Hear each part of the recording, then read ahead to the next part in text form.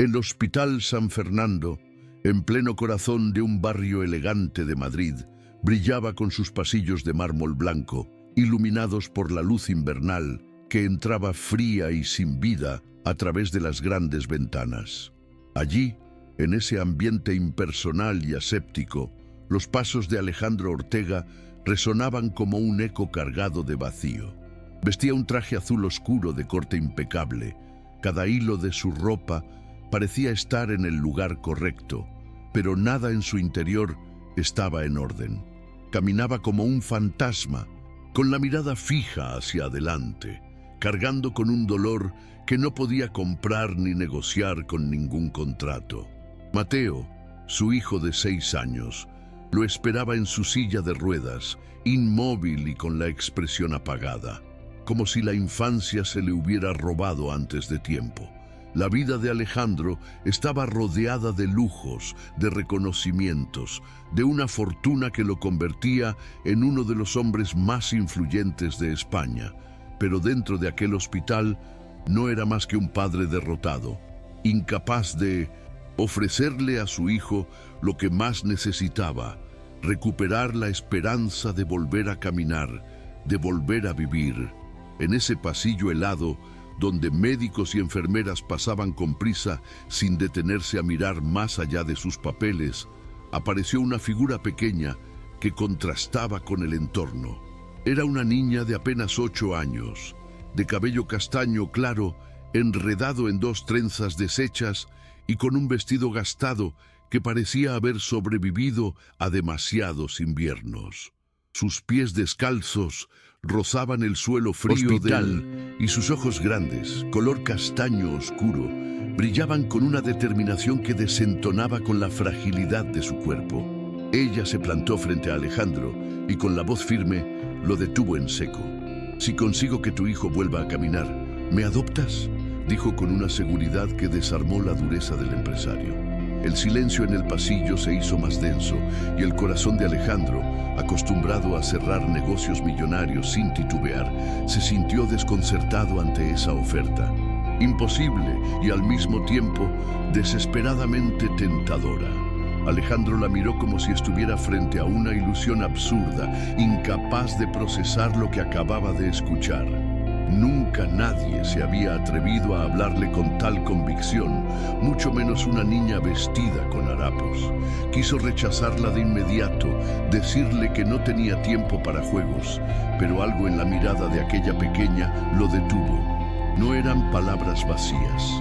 Ella creía en lo que decía, y lo más sorprendente fue que Mateo, desde su silla de ruedas, giró la cabeza por primera vez en mucho tiempo para observarla con curiosidad. Ese simple gesto, esa mínima reacción de su hijo, fue suficiente para quebrar el muro de incredulidad que Alejandro había levantado durante meses.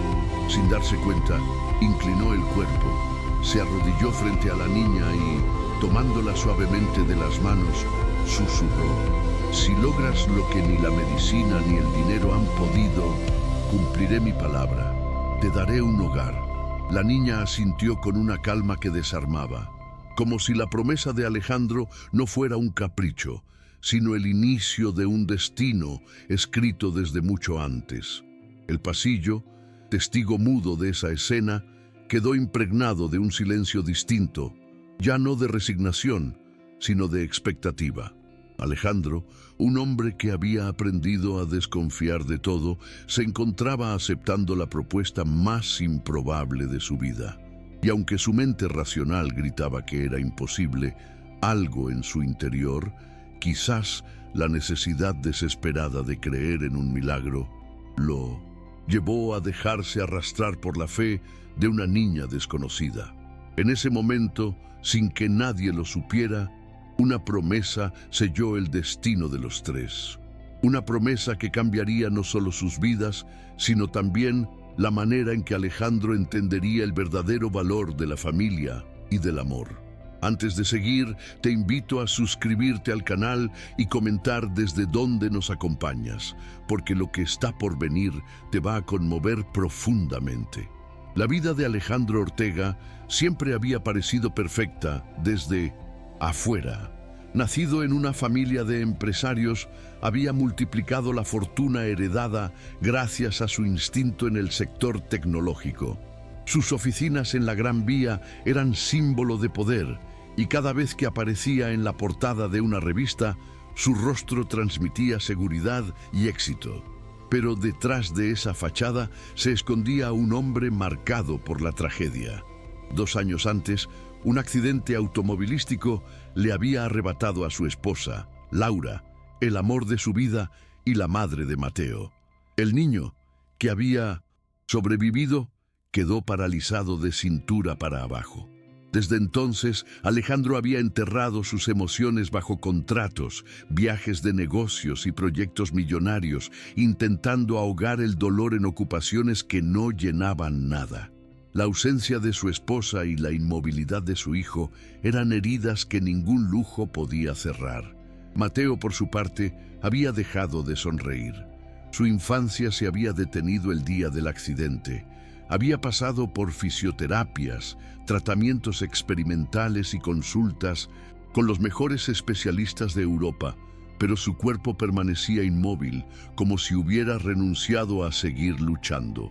Alejandro lo visitaba en el hospital, pero sus encuentros eran fríos, distantes, como si ambos se protegieran de un dolor que los devoraba en silencio.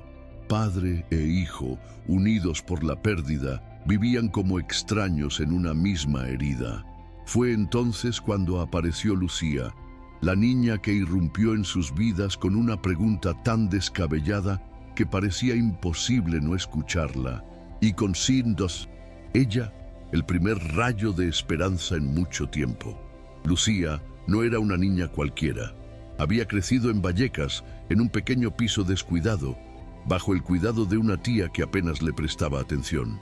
Su verdadera guía había sido su abuela Carmen, una mujer del interior de Castilla-La Mancha, conocida en su pueblo como curandera.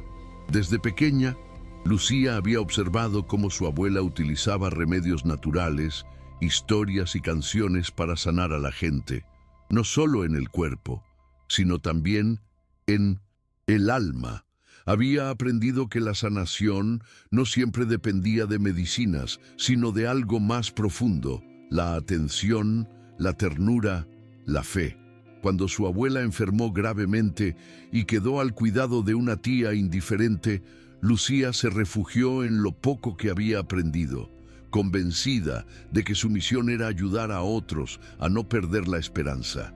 El contraste entre Alejandro y Lucía no podía ser más grande. Él, un hombre que lo poseía todo materialmente, pero estaba vacío de afecto. Ella tenía una niña que no, pero cargaba con una riqueza invisible, la capacidad de creer. Y ese choque fue lo que encendió la chispa en Mateo. La primera vez que se acercó a él, Lucía no le habló de terapias ni de medicina. Se sentó a su lado con un cuaderno y empezó a dibujar un árbol enorme con ramas que se estiraban hacia el cielo. «Mira, Mateo», le dijo con voz suave, «cada rama es un camino. Tú eliges cuál seguir». El niño, que llevaba meses ignorando a todos, tomó un lápiz y dibujó una pequeña hoja en una de las ramas. Ese gesto insignificante fue, para Alejandro, más poderoso que cualquier tratamiento costoso. Con el paso de los días, Lucía se convirtió en la presencia que Mateo esperaba con ansias. Le contaba historias que su abuela le había narrado, llenas de símbolos y moralejas. Le hablaba de héroes que caían y se levantaban, de ríos que se secaban pero volvían a fluir, de aves heridas que encontraban la fuerza para volar otra vez. Y en cada relato, Mateo encontraba un espejo de su propia situación. Alejandro observaba desde la distancia, incrédulo y al mismo tiempo conmovido, viendo cómo su hijo recuperaba el brillo en los ojos que había perdido desde la tragedia.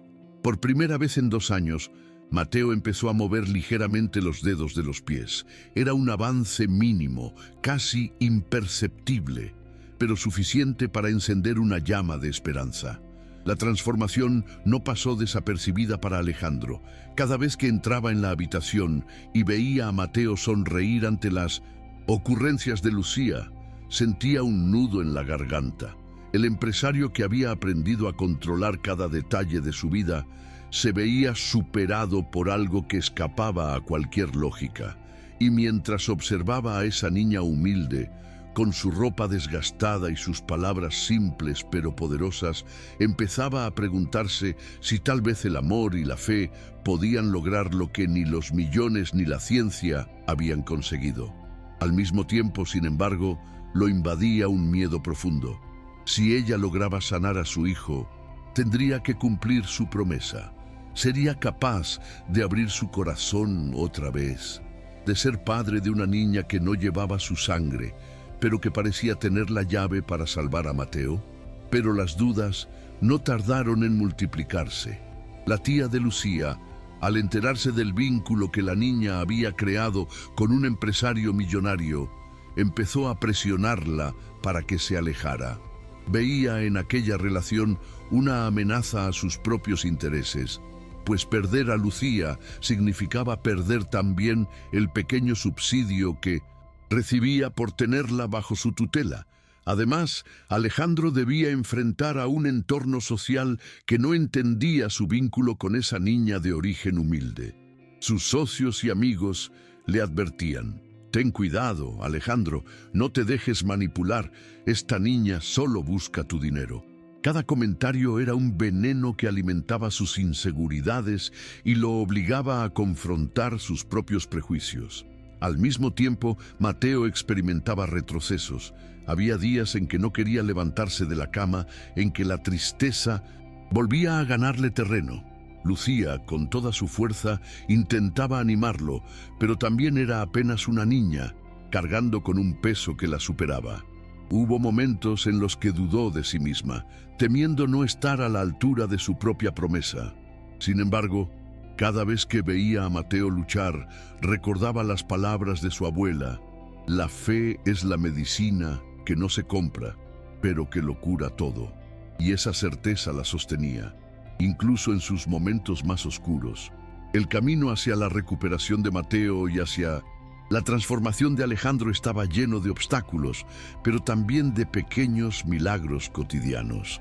Y lo que ninguno de ellos imaginaba era que esa historia, nacida en un pasillo frío de hospital, se convertiría en un viaje capaz de cambiar no solo sus vidas, sino la de muchas otras personas. Porque cuando la fe de una niña se cruza con la desesperación de un padre, el resultado puede ser mucho más grande de lo que cualquiera pueda imaginar. El día del juicio llegó envuelto en un aire denso de incertidumbre. En la sala del Tribunal de Madrid, las paredes altas y los bancos de madera transmitían una solemnidad que intimidaba a todos los presentes. Alejandro estaba sentado en la primera fila, con el rostro serio, intentando mantener la compostura de un hombre acostumbrado a batallas empresariales, pero por dentro temblaba como nunca antes. A su lado, Mateo, aún en la silla de ruedas, sostenía la mano de Lucía con fuerza, como si ese gesto fuera suficiente para mantener su mundo en pie. La tía de la niña estaba allí también, acompañada de un abogado que insistía en cuestionar la capacidad de Alejandro para cumplir la promesa hecha. El juez, un hombre de voz grave y mirada penetrante, pidió silencio y dio inicio a la audiencia. En ese momento, todos los ojos se posaron sobre la pequeña Lucía, quien debía demostrar con sus palabras algo que ni los informes médicos ni las leyes escritas podían explicar: el milagro de la fe y del amor. El juez comenzó interrogando a Alejandro, quien habló con honestidad. Confesó que su hijo había permanecido encerrado en un mundo de silencio y desesperanza durante 2 años, hasta que apareció Lucía con sus dibujos, sus historias y su ternura. Dijo que él, con todo su dinero, no había logrado devolverle a Mateo las ganas de vivir, y que aquella niña lo había hecho sin recursos, solo con su presencia y su convicción. Hubo un murmullo en la sala, porque no era común escuchar a un hombre de su estatus admitir una vulnerabilidad tan grande La tía de Lucía, indignada, replicó que todo era un teatro, que la niña solo buscaba beneficiarse.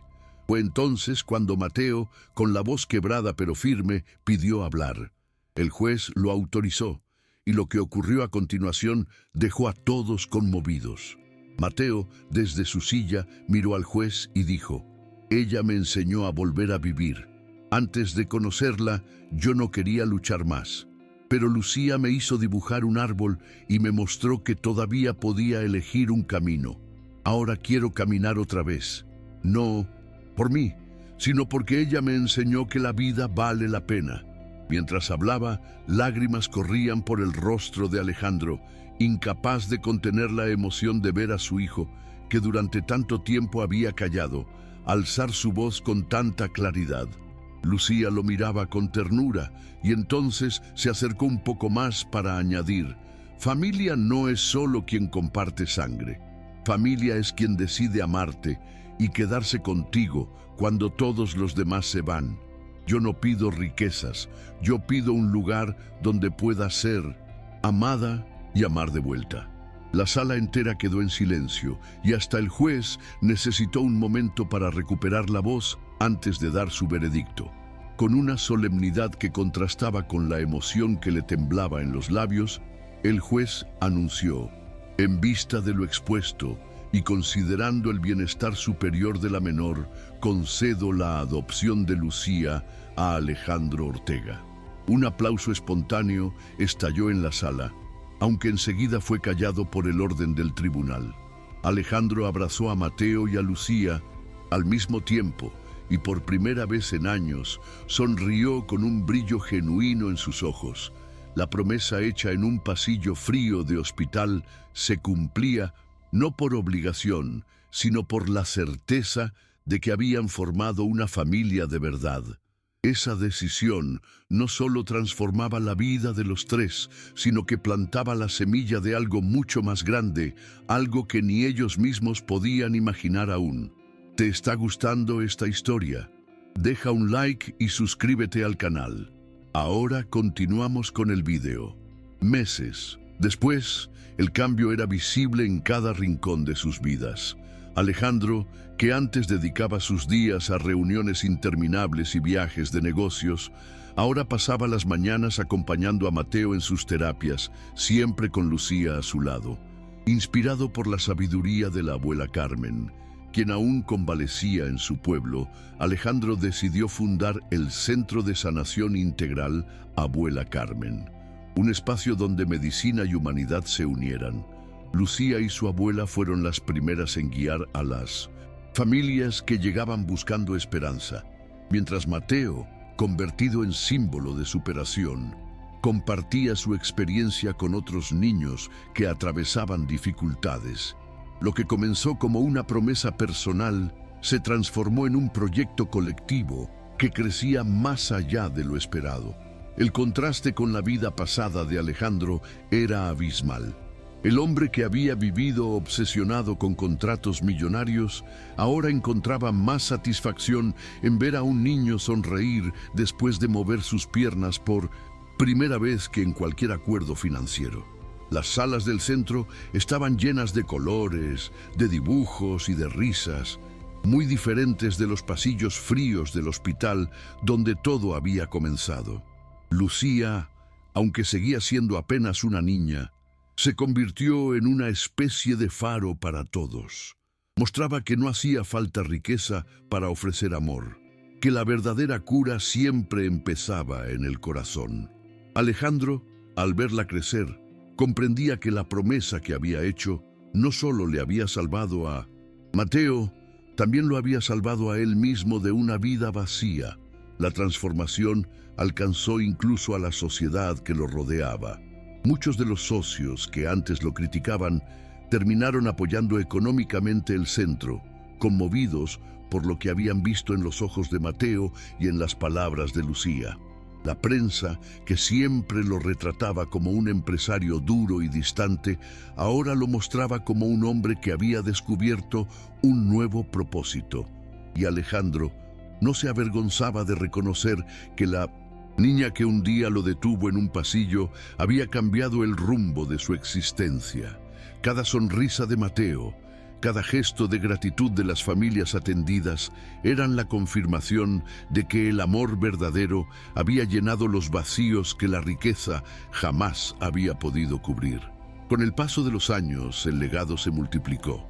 Lucía, ya adolescente, comenzó a prepararse para estudiar medicina con un enfoque en prácticas integrativas que honraban la herencia de su abuela. Mateo, recuperado y con una movilidad cada vez mayor, decidió estudiar psicología infantil, decidido a ayudar a otros niños a superar traumas como el suyo. Alejandro, envejeciendo con dignidad, se convirtió en un mentor que inspiraba a empresarios y líderes a mirar más allá de los números, a ver en la empatía una forma de liderazgo. El Centro Abuela Carmen expandió su labor por varias ciudades de España y pronto fue invitado a compartir su metodología en conferencias internacionales. Carmen, la abuela que inició todo, partió serenamente, pero su sabiduría se había sembrado en generaciones que continuarían su misión. La historia, que comenzó con una promesa en un hospital, había demostrado que el amor, cuando se convierte en compromiso, tiene el poder de reconstruir no solo una vida, sino muchas.